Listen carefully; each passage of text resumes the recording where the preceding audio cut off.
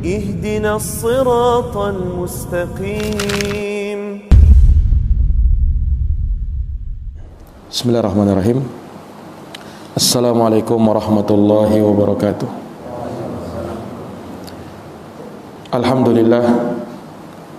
Alhamdulillahi rabbil alamin. Wassalatu wassalamu ala al-mabu'uthi rahmatan lil alamin, nabiyina Muhammadin wa ala alihi wa sahbihi ajma'in. Allahumma inna nas'aluka ilman nafi'a wa rizqan tayyiba wa amalan mutaqabbala. Amma ba'd, al-ikhwa azani Allah wa iyyakum. Kita lanjutkan kembali pembahasan dari Kitabul Jami' dari Bulughul Maram lil Hafidz Ibnu Hajar Al-Asqalani rahimahullahu ta'ala. Masih dalam bab at-targhib fi makarimil akhlaq, dorongan untuk berakhlak dengan akhlak yang mulia. Hadis yang akan kita bacakan pada subuh hari ini adalah hadis yang berbicara tentang sifat tawadhu, kemuliaan sifat tawadhu.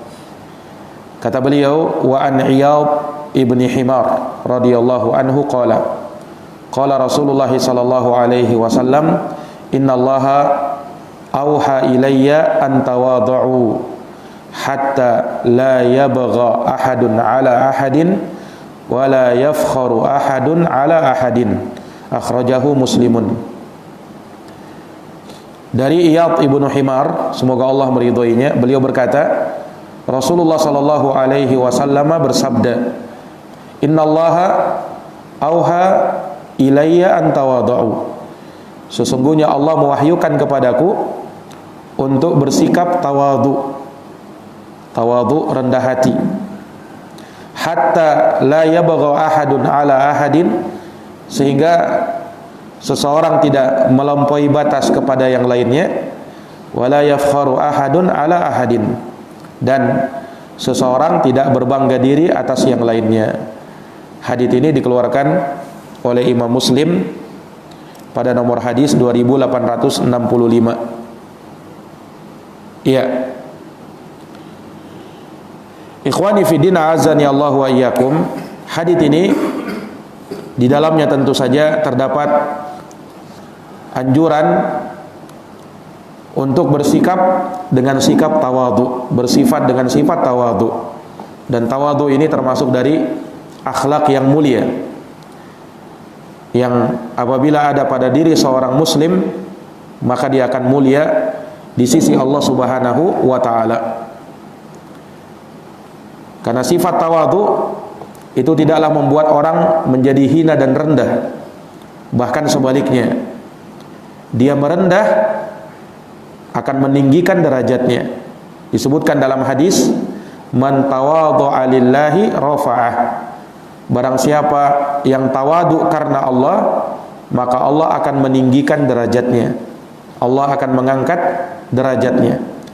Sikap tawadu memang sikap merendah, yakni merendah, dia rendah hati, tidak congkak, tidak sombong, tidak angkuh. Tapi balasannya Allah akan meninggikan derajatnya. Maka sikap tawadu itu akan membuat seseorang kenal kadar dirinya dan siapa dirinya. Iya. Dan lawan dari sifat tawadhu adalah kesombongan. Lawan dari sifat tawadhu adalah kesombongan, yang mana kesombongan inilah mewariskan sifat berbangga diri dan melampaui batas kepada orang lain. Nah, disebutkan oleh Imam As-San'ani rahimahullahu ta'ala dalam kitabnya Subulus Salam, Syarah Bulughul Maram. Kata beliau, at-tawadhu adamul kibr. Tawadhu itu artinya tidak sombong. Tawadhu itu artinya tidak sombong. Dan kesombongan telah berlalu maknanya dari Nabi SAW, al-kibru batarul haq wa ghamtun nas. Sombong itu adalah menolak kebenaran dan merendahkan orang lain. Iya. Nah, kesombongan ini artinya tidak ada sifat tawadhu pada diri seseorang. Ini akan mengantarkan dia untuk melampaui batas kepada orang lain. sebab dia menganggap dirinya lebih istimewa daripada orang lain, sehingga dengan hal tersebut dia pun melampaui batas, baik dengan ucapannya ataukah dengan perbuatannya. Nah, dan dia akan berbangga diri di hadapan orang lain dalam keadaan merendahkan dan menghinakan orang lain. Maka dua perangai ini, yakni berbangga diri dan melampaui batas, bersikap lalim kepada orang lain, adalah hal yang tercela. Dan terdapat hadits-hadits yang sangat banyak yang menunjukkan hukuman dan ancaman yang akan disegerakan bagi orang-orang yang berbuat lalim kepada orang lain, yaitu melampaui batas. Disebutkan dalam hadits Abu Bakrah, Rasulullah sallallahu alaihi wasallam bersabda, "Ma min dambin ajdaru aw ahaqqu min ayyu ajjila Allahu li sahibihi al-uqubata fid dunya ma yaddakhiru lahu fil akhirah minal baghi wa qati'atir rahim." Dalam hadis riwayat Imam Tirmidzi dan Imamul Hakim, yang mana haditsnya disahihkan oleh Imam Tirmidzi dan Imamul Hakim, ya, dan juga disahihkan oleh Syekh Muqbil bin Hadi Al-Wadi'i dalam As-Sahihul Musnad. Rasulullah sallallahu alaihi wasallam bersabda, tidak ada satupun dosa yang lebih pantas dan lebih berhak untuk Allah segerakan bagi pelakunya hukuman di dunia, ya, bersama dengan apa yang disimpan darinya hukuman di akhirat, ya. Tidak ada dosa yang lebih pantas untuk disegerakan itu, melainkan dosa melampaui batas, bersikap lalim sama orang lain, dan memutuskan tali silaturahim. Nah, ini menunjukkan kepada kita bahwa seseorang hendaknya yang menjauhi sifat-sifat tercela, ya, yang mana itu bertentangan dengan sifat tawadhu. Seorang itu semakin kenal agamanya, harusnya dia semakin tawadhu. Seorang semakin berilmu, harusnya dia semakin tawadhu. Nah, dan itu adalah perkara yang nampak dari pengaruh iman, pengaruh ilmu, pengaruh agama yang ada pada dirinya. Sementara orang yang sedikit ilmunya, sedikit pengetahuan agamanya, maka dia akan bersikap sombong, angkuh, congkak, dan tidak memperdulikan orang lain, bahkan melampaui batas kepada orang lain, berbangga diri dan merasa diri lebih hebat, lebih mulia, lebih tinggi derajatnya daripada orang lain. Nah, ikhwani fiddin, a'azzani Allah wa iyyakum, di dalam hadis Rasulullah sallallahu alaihi wasallam menyatakan bahwa innallaha ta'ala auha ilayya, sesungguhnya Allah telah mewahyukan kepadaku. Wahyu yang datang kepada Nabi. Wahyu itu secara bahasa artinya al-i'lam bisur'atin wa khafa'in, suatu pemberitahuan dengan cepat dan rahasia. Itu namanya wahyu. Nah, dan wahyu dari Allah Subhanahu wa taala tentu saja melalui perantaraan malaikat, yaitu malaikat Jibril alaihissalam. Maka para ulama mendefinisikan wahyu itu adalah i'lamun bisyar'i yuhihillahu ila nabiyyin minal anbiya au ila rasulin minar rusul. Nah, ini wahyu itu adalah pemberitahuan tentang hukum syariat yang Allah beritahukan kepada nabi dari para nabinya atau kepada rasul dari utusannya. Ya, sebagian mendefinisikan i'lamullahi ta'ala linabiyyin min anbiya'ihi bihukmin syar'iyyin wa nahwihi, yaitu pemberitahuan Allah kepada nabinya, kepada nabi dari para nabinya akan hukum syariat atau semisalnya. Iya. Nah, di sini kita bisa mendapatkan faidah ketika Nabi SAW diwahyukan perkara ini, yaitu sifat tawadhu, dan Nabi ungkapkan, ini menunjukkan bahwa hadis atau sunnah Nabi itu juga merupakan wahyu dari Allah Subhanahu wa taala. Iya. Sunnah atau hadis Nabi itu juga wahyu. Jadi jangan dikira wahyu itu cuman Al-Qur'an. Hadis juga adalah wahyu. Makanya dikatakan Al-Qur'an dan sunnah itu wahyani. Adalah dua wahyu dari Allah Subhanahu wa taala. Dan Nabi diberikan dua hal tersebut. Ala inni utitul Qur'an wa mithlahu ma'ahu. Ketahuilah aku diberikan Al-Qur'an dan yang semisal dengan Al-Qur'an, yaitu as-sunnah, al-hadis. Dan lebih jelas lagi firman Allah Subhanahu wa taala, "Wa ma yantiqu 'anil hawa in huwa illa wahyu yuha." Dan tidaklah Nabi Muhammad itu berucap dengan hawa nafsunya. Ucapan beliau itu merupakan wahyu dari Allah. Ini menunjukkan bahwa hadis Nabi adalah wahyu dari Allah Subhanahu wa taala. yakni segala yang diucapkan oleh Nabi itu merupakan bimbingan dari Allah Subhanahu wa taala untuk Nabi. Iya, sehingganya sunnah beliau itu menjadi syariat bagi umat Islam. Iya. Itu syariat bagi umat Islam sepanjang haditsnya sahih bersumber dari Nabi sallallahu alaihi wasallam. Nah, Allah Subhanahu wa taala mewahyukan kepada Nabi ya dengan wahyu. Nah, di antaranya wahyu yang beliau dapatkan dari Allah Subhanahu wa taala adalah wahyu perintah untuk bersikap dan bersifat dengan sifat tawadhu. Antawadhu, agar kalian bersikap dan bersifat dengan sifat tawadhu. Ini perintah dari Allah Subhanahu wa taala. Bukan hanya untuk Nabi, tapi untuk semua hamba-hamba Allah.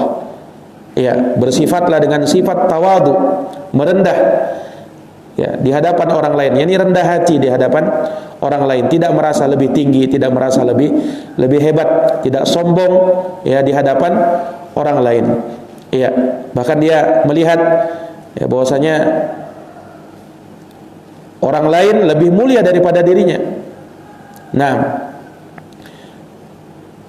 dia tidak memandang bahwasanya dirinya lebih daripada orang lain. Iya.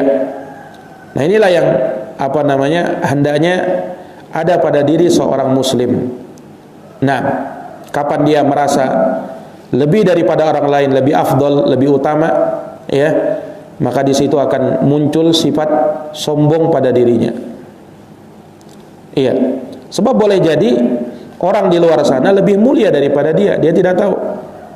Nah, makanya seseorang itu kalau muncul sifat-sifat merasa tinggi daripada orang lain, maka hendaknya dia ingat dia berasal dari mana. Dia ingat bahwasanya dirinya berasal dari tanah.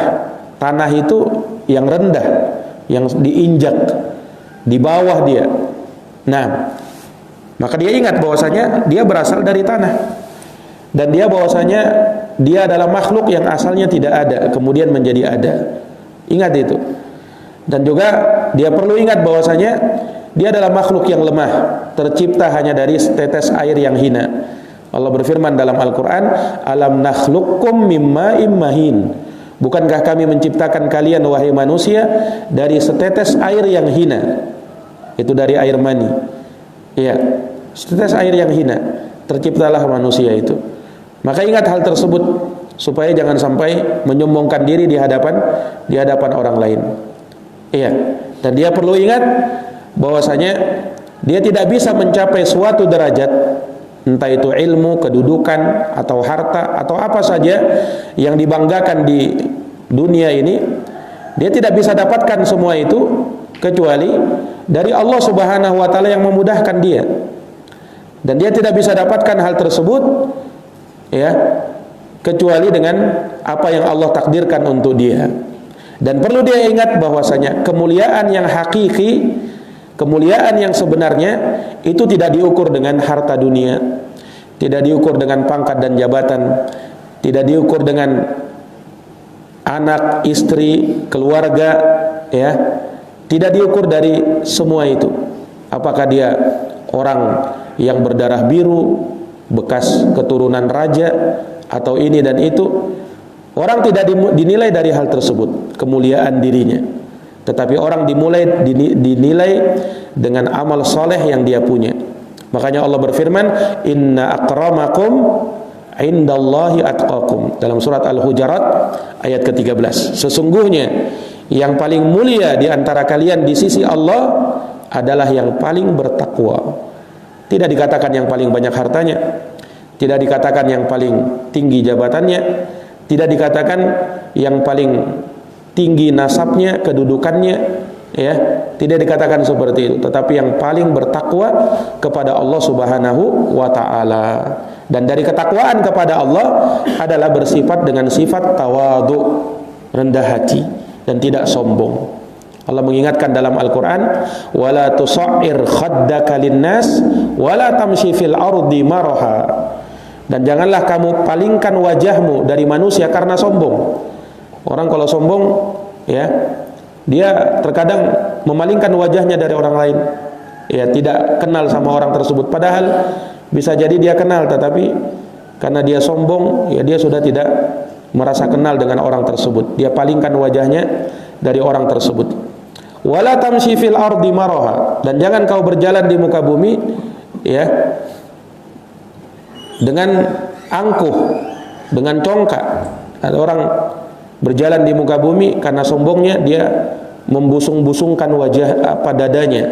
Nah, seakan-akan dunia itu miliknya. Iya. Nah, ini kesombongan. Jadi dalam sombong itu, ya, cara berjalan pun harus diperhatikan. Jangan berjalan seperti gayanya orang sombong, ya, tapi hendaknya rendah hati. Nah, bahwasanya derajat kita manusia itu asalnya sama di sisi Allah. Tidak ada yang lebih mulia kecuali yang lebih bertakwa. Dan ketakwaan itu di dalam hati. Maka seorang tidak tahu siapa yang lebih bertakwa kepada Allah Subhanahu wa ta'ala. Nah, maka kalau seorang mengingat hal ini, maka dia akan bisa bersifat dengan sifat tawadhu. Dia akan bisa bersifat dengan sifat tawadhu, ya. Dia selalu ingat akan keadaan dirinya, ingat kelemahannya, ingat kefakirannya, ingat bahwa dia merasa butuh dengan Allah Subhanahu wa ta'ala. Nah, Imam Al-Hasan Al-Basri, beliau pernah mencontohkan bagaimana sifat tawadhu itu. Kata beliau, at-tawadhu an takhruju min manzilika. Tawadhu itu adalah seseorang keluar dari rumahnya, wala talqa musliman illa ra'aita lahu alaika fadla. Ketika dia keluar dari rumahnya, lalu tidaklah dia berjumpa dengan seorang muslim, melainkan dia melihat bahwasanya muslim tersebut, ya, lebih mulia atas dirinya. Iya. Jadi seorang yang tawadhu itu ketika dia keluar dari rumahnya dan tidaklah dia berjumpa dengan seorang muslim, melainkan dia memandang bahwa muslim itu lebih utama dan lebih afdol daripada dirinya. Itulah tawadhu. Kata Imam Al-Hasan Al-Basri rahimahullahu ta'ala. Nah, Imam Ibnul Qayyim rahimahullah dalam kitabnya Kitabur Ruh, beliau menyebutkan bahwa tawadhu yang terpuji itu ada dua macam. Kata beliau, ahaduhuma, yang pertama, tawadhu'ul abdi inda amrillahi imtithalan wa inda nahyihi ijtinaban. Tawadhu seorang hamba terhadap perintah dan larangan Allah. Maksudnya perintah dia jalankan, larangan dia tinggalkan. Nah, itu menunjukkan sifat tawadhu'nya di hadapan Allah. Ada perintah dia jalankan, ada larangan dia tinggalkan. Itu sifat tawadhu. Nah, menunjukkan bahwa orang yang tidak menjalankan perintah dan tidak meninggalkan larangan, ini pada dirinya ada penyakit kesombongan. Makanya disebutkan dalam Quran, orang yang tidak mau berdoa atau orang yang tidak berdoa itu orang sombong. Iya, itu orang sombong. Karena Allah berfirman, ya, ud'uni astajib lakum. Berdoalah kepadaku, niscaya aku akan kabulkan doa kalian. Innal ladina yastakbiruna an ibadati. Sesungguhnya orang-orang yang menyombongkan diri dari berdoa kepadaku. Yani termasuk orang yang sombong, kata para ulama, itu orang yang tidak berdoa. Iya. Atau dia jarang mengangkat tangannya kepada Allah untuk berdoa. Itu orang yang sombong. Kenapa? Karena seakan dia merasa tidak butuh dengan Allah. Kalau orang berdoa itu kan dia merasa bahwasanya dia butuh dengan Allah Subhanahu wa taala.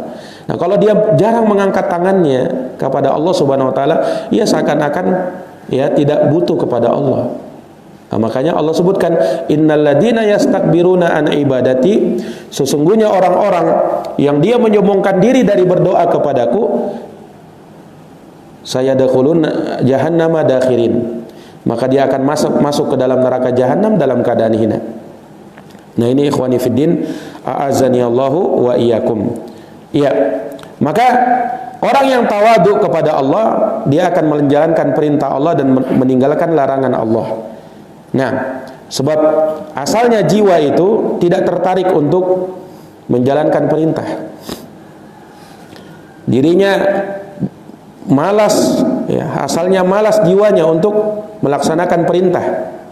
Iya, sehingga akan muncul pada dirinya rasa enggan ya untuk menjalankan penghambaan kepada Allah Subhanahu wa taala. Sebaliknya kalau larangan, jiwanya terkadang tertarik untuk melakukan yang dilarang.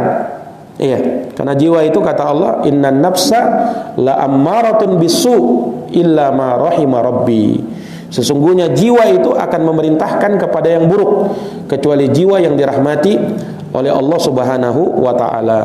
Kecuali jiwa yang dirahmati oleh Allah Subhanahu wa taala. Maka inilah tawadu seorang hamba kepada Allah ketika dia menjalankan perintah dan menjauhi larangan. An-Nausani, kata Imam Ibnul Qayyim, jenis yang kedua dari tawadu, tawadu'uhu li'adamati rabb wa jalalihi wa khudu'ihi li'izzatihi wa kibriyaihi, yaitu tawadunya seorang hamba ya dengan keagungan Allah Subhanahu wa taala, kemuliaannya ya, dan tunduknya dia di hadapan keperkasaan Allah dan kesombongan Allah. yakni Allah Subhanahu wa taala itu melarang hambanya untuk sombong. Yang berhak untuk sombong itu adalah Allah Subhanahu wa taala. Yang berhak untuk sombong adalah Allah Subhanahu wa taala. Adapun makhluk tidak boleh sombong. Sombong pada diri Allah Subhanahu wa taala itu kemuliaan bagi Allah, bukan kehinaan. Tetapi kesombongan bagi makhluk itu kehinaan bagi makhluk. Itu kehinaan bagi makhluk. Siapa yang berhak untuk sombong di dunia ini? Kecuali hanya Allah Subhanahu wa taala satu-satunya zat yang boleh untuk bersombong. Karena tidak ada yang lebih tinggi dari Allah.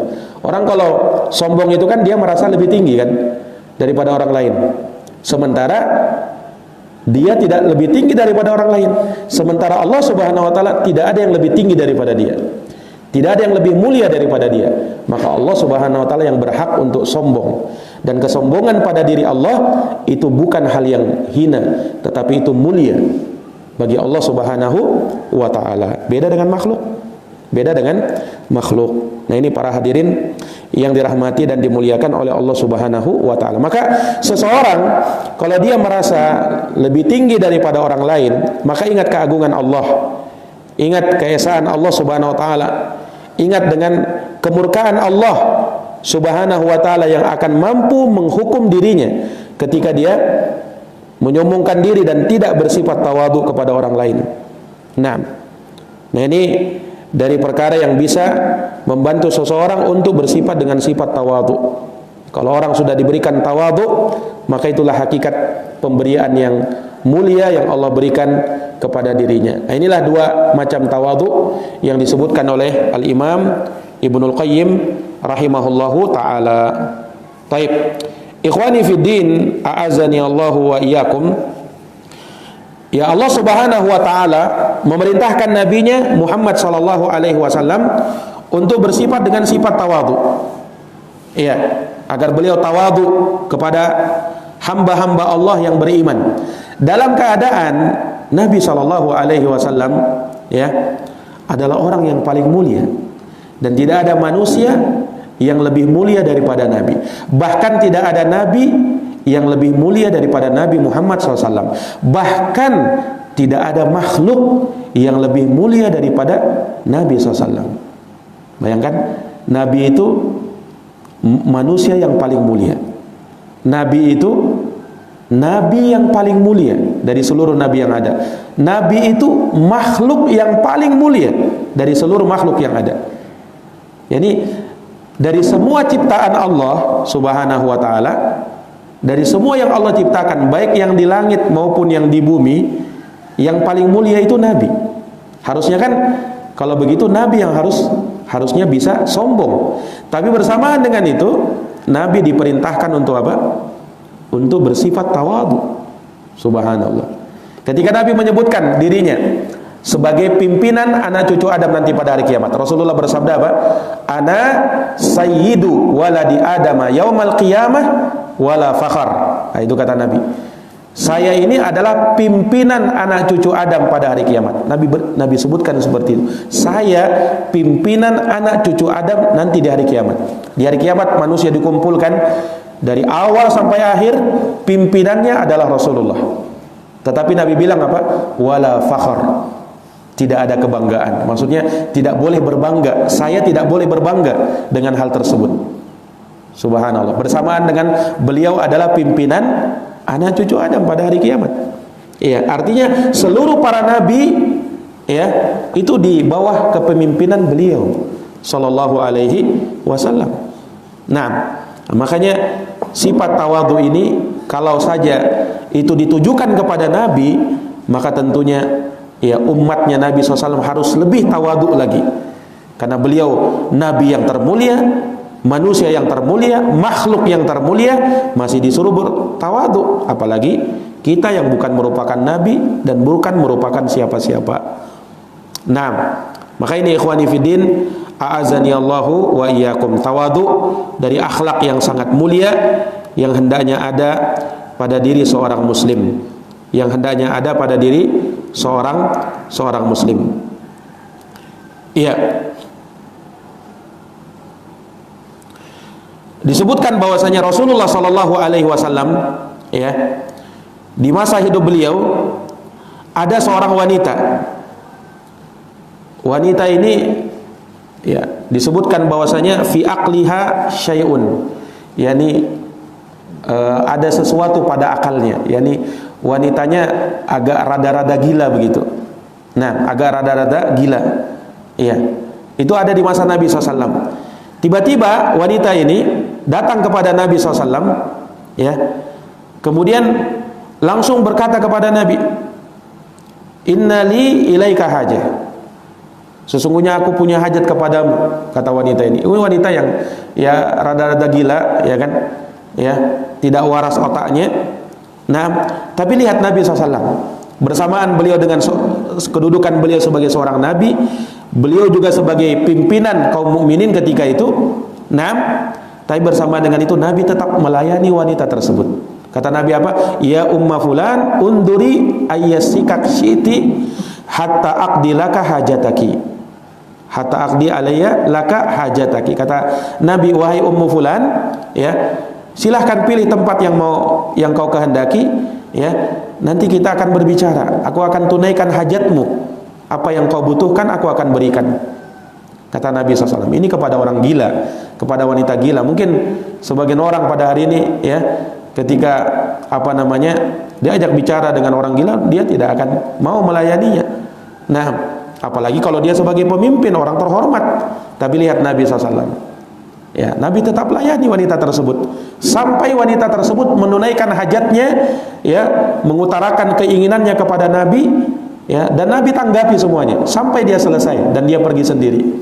Nah, subhanallah. Kalau kita lihat bagaimana Nabi SAW menghabiskan waktunya, beberapa waktunya untuk wanita yang rada-rada gila seperti ini. Nah, inilah sikap tawaduknya Nabi. Inilah sikap apa? Tawaduknya Nabi sallallahu alaihi wasallam. Subhanallah. Nah, ini para hadirin yang dirahmati dan dimuliakan oleh Allah Subhanahu wa taala.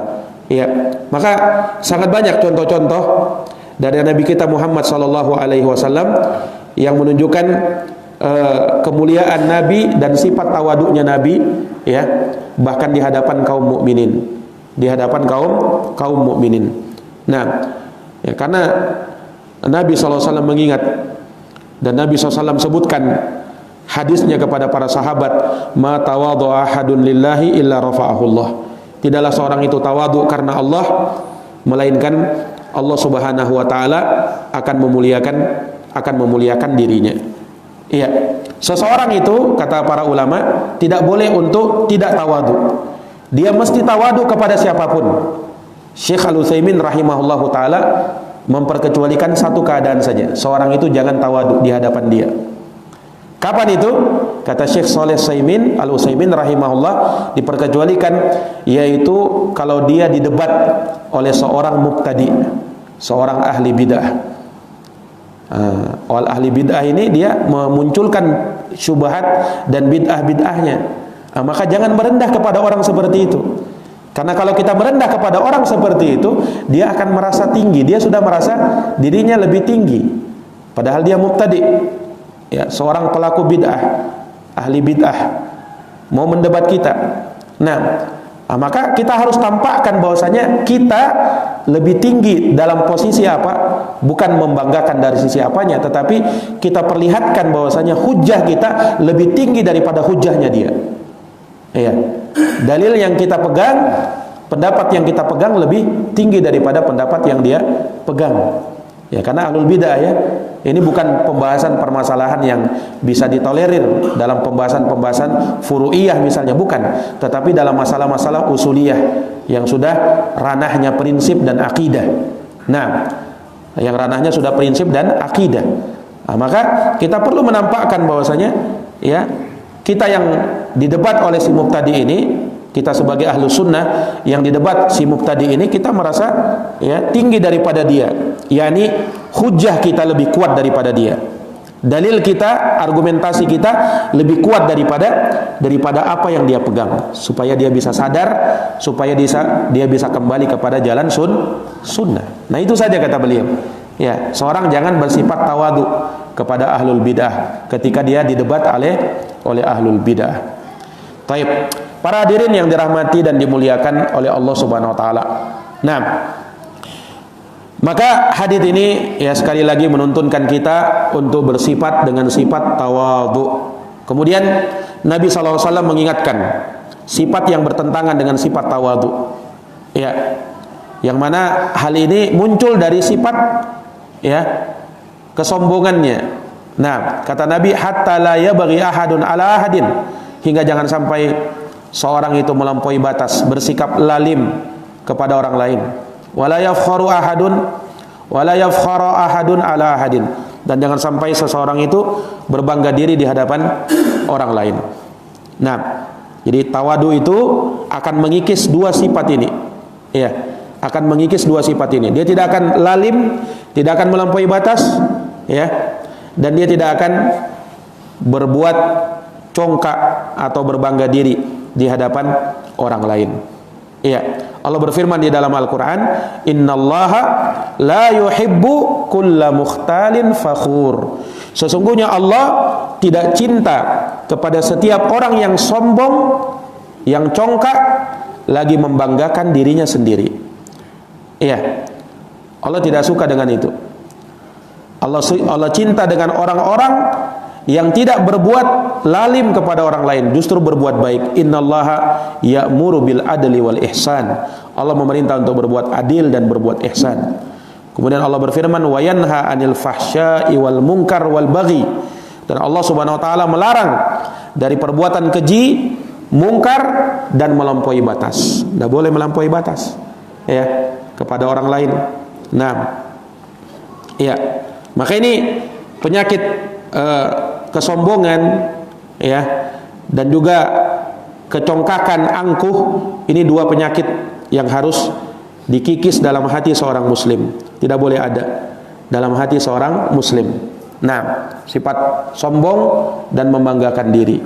Ya. Makanya segala hal-hal yang bisa mendatangkan kesombongan, Nabi Shallallahu alaihi wasallam itu cegah. Ya.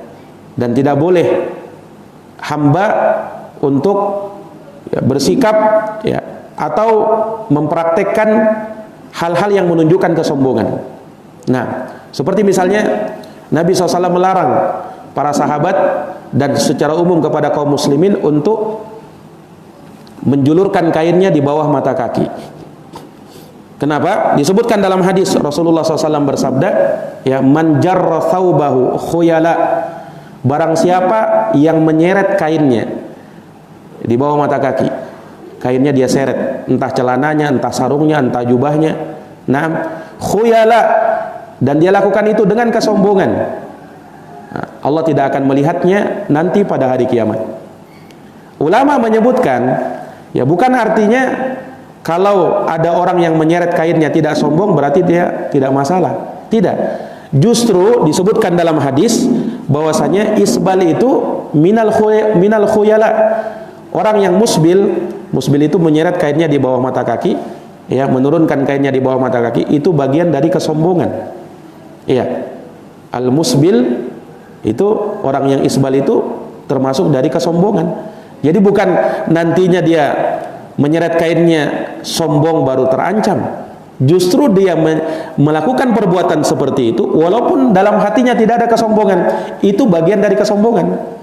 Ya, ini sifatnya orang sombong seperti itu. Nah, makanya jangan tiru sifat yang seperti itu. Kenapa? Ya, walaupun mungkin sekarang kamu tidak sombong ketika kamu menyeret kainmu, tapi bisa jadi akan muncul sifat kesombongan dari situ.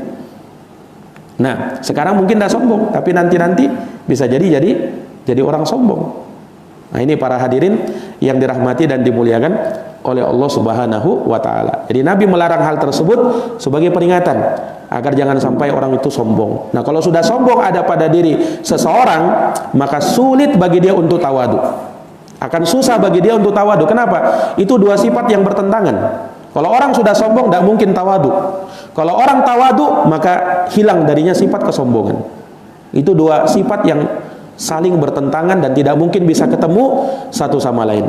Tidak mungkin bisa ketemu satu sama lain. Nah, ini para hadirin yang dirahmati dan dimuliakan oleh Allah.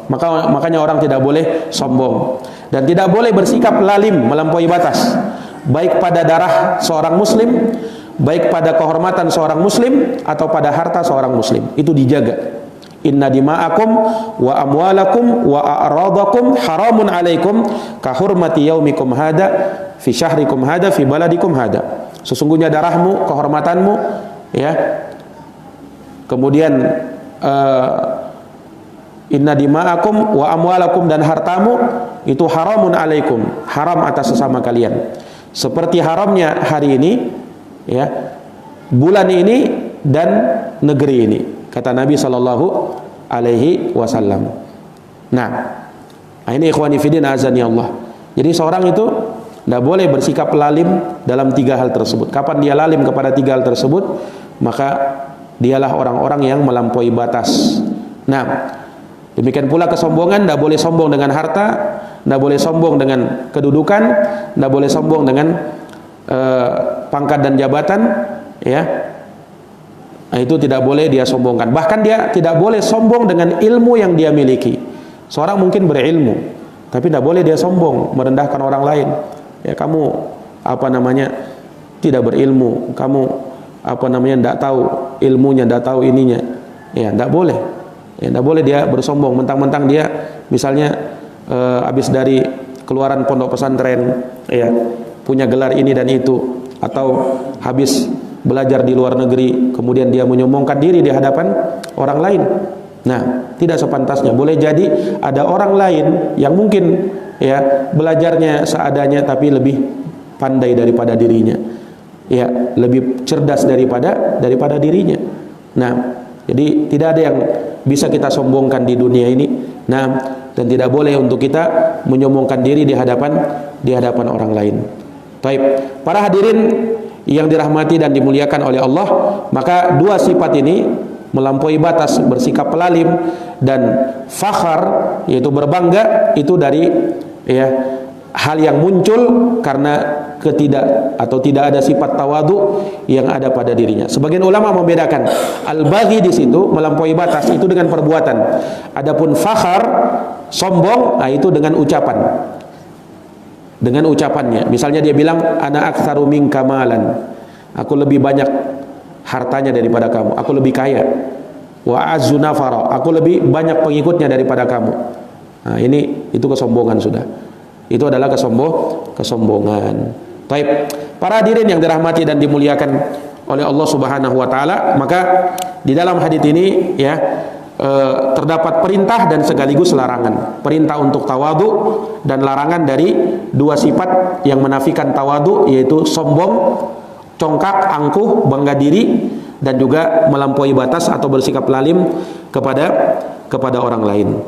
Nah, dan menunjukkan kepada kita bahwasanya tawadu itu adalah akhlak yang terpuji, akhlak yang mulia, sementara bangga diri dan bersikap lalim ini akhlak yang sangat tercela. Akhlak yang sangat apa? Yang sangat tercela. Ya, kata Syekhul Islam Ibnu Taimiyah rahimahullahu taala, nahallahu subhanahu wa taala ala lisani Rasulillah sallallahu alaihi wasallam an-naw'i al-istitalah 'alal khalq wa hiyal fakhr wal baghi. Allah Subhanahu wa taala, kata Syekhul Islam, melarang ya hamba-hambanya melalui lisan Rasulullah dari dua sifat ya yang sifat tersebut menggambarkan dia bahwa dia lebih tinggi daripada makhluk yang lain. Dua itu adalah al-fakhr, berbangga diri, wal baghi, kata beliau, dan melampaui batas atau bersikap lalim. Nah,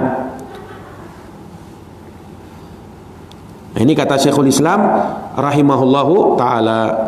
Ya. Kemudian juga ya disebutkan bahwasanya walaysa minal fakhr at-tahaddus bi ni'matillah. Ya, jangan sampai keliru terhadap berbangga diri itu. Orang kalau tahaddus bi ni'matillah, yakni berbicara tentang nikmat Allah, mengungkapkan nikmat Allah, itu bukan berbangga diri.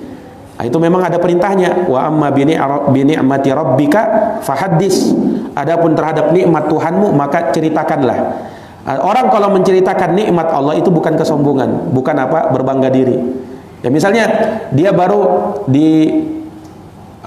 diberikan oleh Allah rezeki ya berupa harta ya atau dia punya rumah baru misalnya, dia sebutkan alhamdulillah, nah Allah berikan rezeki kepada saya, sekarang saya punya rumah baru. Nah, dia sebutkan hal tersebut, itu minat tahaddus bi ni'matillah, bukan berbangga diri. Nah, jadi kalau berbangga diri itu dia punya studi banding. Nah, itu berbangga diri. Saya sekarang punya rumah. Kok rumahmu apa di rumahmu itu? Dia bilang rumah Areot, kalau saya rumah baru. Nah, itu sudah fakhr namanya. Nah, kalau ada studi banding seperti itu namanya fakhr. Nah, orang bisa berbangga diri dengan hartanya, bahkan dengan istrinya. Ada orang berbangga dengan istrinya, istriku lebih cantik daripada istrimu, istriku lebih tinggi daripada istrimu pendek. Nah, istriku lebih langsing daripada istrimu yang gemuk. Ya. Orang bisa berbangga dengan istrinya juga. Nah, tapi kalau dia hanya sekedar menceritakan alhamdulillah ya saya sudah dianugerahkan oleh Allah Subhanahu wa taala seorang istri, seorang pendamping yang masya Allah saya sangat cinta kepada dia karena kesolihannya. Nah, sebutkan seperti itu namanya tahaddus bin ni'mah. Tapi kalau ada studi banding, itu sudah berbangga namanya fakhr. Itu berbangga. Sama orang dapat kedudukan, sekarang dia naik pangkat jabatannya. Alhamdulillah saya sekarang sudah jadi ketua, saya sudah jadi kepala, saya sudah diangkat jadi pimpinan. Itu namanya tahaddus bin ni'mah. Tapi kalau dia sudah studi banding, saya sudah pimpin, kau baru bawahan. Lamanya kau bekerja tetap jadi bawahan. Apa kau ini, dia bilang. Nah, itu namanya fakhr. Itu berbangga diri sudah. Ya, kalau sudah ada studi banding, membandingkan dirinya dengan orang lain, itu fakhr. Tapi kalau sekedar tahaddus bin ni'mah, saya dapat ini, itu bukan berbangga. Itu tahaddus bin ni'mah. Jangan sampai salah. Nah, itu namanya menceritakan nikmat Allah yang memang diperintahkan oleh Allah Subhanahu wa taala untuk kita menceritakan nikmat Allah Subhanahu wa taala kepada kita. Jelas ini? Nah, demikian pula ketika misalnya al-baghi, bentuk melampaui batas. Bentuk melampaui batas kepada orang lain, yakni dengan menghina orang, menggibah orang, ya kan? Secara umum seperti itu, ya. Tetapi ada permasalahan-permasalahan yang diperkecualikan. Nah, ada permasalahan yang diperkecualikan oleh para ulama. Jadi misalnya seorang membantah ahlul bidah. mengingatkan kesalahannya. Ya, nah, maka itu harus. Dan jangan dikatakan itu ghibah, jangan dikatakan itu mencela orang. Ya, kenapa? Ya karena dalam rangka untuk menjaga syariat, kita butuh untuk menjelaskan kesalahan. Nah, jangan dituduh, ini suka menyalah-nyalahkan orang ini. Nah, sebagian orang kan seperti itu. Ketika kita menjelaskan kesesatan, menjelaskan penyimpangan, ya dia suudzon dulu kepada kita. Dia bilang apa? Ini kelompok yang suka menyalah-nyalahkan. Subhanallah. Imam Ahmad rahimahullah pernah disebutkan. Beliau ya ketika ditanya kepada Imam Ahmad, "Wahai Imam, kenapa kok para ulama menyalah-nyalahkan orang?" Ya, ketika menyebutkan rijal para perawi hadis kan disebutkan ini orangnya dhaif, ini mungkarul hadis, ini wadha. Nah, bahkan disebutkan hada dajjalun minad dajajilah. Ini dajjal pendusta ini. Para ulama mentahdzir para perawi hadis. Imam Ahmad ditanya, "Mengapa kok para ulama saling menggibah, saling mencela satu sama lain?" Apa kata Imam Ahmad? "Ya hada, wahai fulan, idza sakattu ana wa sakatta anta." Ya. Mata ya'lamu ya mata ya'lamu as-safi ya mata ya'lamul jahil as-sahih minas saqim. Ya, kalau saya diam kamu diam, maka kapan orang jahil bisa tahu? Mata ya'riful jahil as-sahih minas saqim. Kapan orang jahil itu bisa tahu mana yang sahih, mana yang tidak sahih, mana yang benar, mana yang salah, mana yang hak, mana yang batil. Nah, dan itu bagian dari amar ma'ruf nahi mungkar. Kita itu dalam beragama, dalam berdakwah bukan hanya disuruh memerintahkan kepada yang baik, tetapi juga disuruh untuk nahi mungkar. Nah, nahi mungkar itu diantaranya apa? Ar-rad 'alal mukhalifin, membantah orang-orang yang apa? Yang menyelisihi. Namun tentunya sesuai dengan porsinya, pada tempatnya ya, dan sesuai dengan keadaannya, terukur. Nah, bukan melampaui batas. Nah, jadi inilah sikap pertengahan. Ya, ada orang yang terkadang nggak ngerti apa yang diucapkannya. Ya, seakan-akan bijak, seakan-akan hikmah. Ya, tidak boleh kita menyalah-nyalahkan orang lain. Ya, dakwah-dakwah saja, tidak usah salah-salahin orang lain. Subhanallah. Nah, ini orang kadang nggak ngerti apa yang dia ucapkan. Ya, dan masih dangkal agamanya. Kalau dia orang yang mengerti, paham agama dengan baik, dia tidak akan antipati dengan orang-orang yang terkadang memberikan peringatan, tahdzir dari penyimpangan. Kenapa? Agama kita memang seperti itu. Rasulullah SAW itu bukan hanya mengingatkan orang terhadap kebaikan, tapi Nabi juga mengingatkan orang terhadap apa? Terhadap bahaya kesalahan, ya, terhadap bahaya penyimpangan. Nabi mentahdzir orang-orang khawarij. Kilabun nar, kata Nabi, mereka itu anjing-anjingnya api neraka. Nah, ini kalau Nabi mengatakan seperti ini, mungkin oleh sebagian orang itu Nabi pun bisa dikatakan ini suka menyalah-nyalahkan juga. Nah, dikarenakan Nabi SAW itu juga seperti itu keadaannya. Jadi sikap tengah itu ya, jangan berat sebelah. Jangan berat sebelah, jangan hanya amar ma'ruf terus, nahi mungkarnya mana. Nah, jangan hanya kau suruhkan orang tauhid, bertauhid saja. Jelaskan syirik juga. Jangan hanya menyuruhkan ayo berpegang kepada sunnah, bid'ahnya juga harus diterangkan. Ya, walaupun memang tentu ada resiko, itu resiko yang harus diambil. Kita jelaskan ya kepada orang-orang yang sudah paham hal tersebut, dan kita tahu juga kapan kita harus menjelaskan hal tersebut, kapan kita harus menahan dari hal tersebut. Itu terukur semuanya. Nah, para ulama paling tahu dengan hal-hal yang seperti itu, menempatkan sesuatu pada tempatnya. Nah, itulah hikmah. Kata para ulama, hikmah itu wad'u syai'in fi mawdi'ih. Hikmah itu meletakkan sesuatu pada tempatnya. Kapan kita harus tegas, maka di situ kita tegas. Kapan kita lemah lembut, di situ kita lemah lembut. Itulah hikmah. Itulah hikmah. Nah, ini para hadirin yang dirahmati dan dimuliakan oleh Allah. Maka kesimpulan dari hadis yang mulia yang kita bisa bacakan pada subuh hari ini, yaitu tentang bersifat tawadu. Nah, inilah sikap tawadu itu seperti ini. Nah, dan hendaknya kita menjauhkan diri dari hal yang bertentangan dengan tawadu, yaitu kesombongan, kecongkakan, keangkuhan, merasa bangga terhadap orang lain, dan bersikap lalim kepada orang lain. Mudah-mudahan bermanfaat. Jazakumullah khairan katsiran. Subhanakallahumma wa bihamdika asyhadu an la ilaha illa anta astaghfiruka wa atubu ilaik. Wassalamualaikum warahmatullahi wabarakatuh.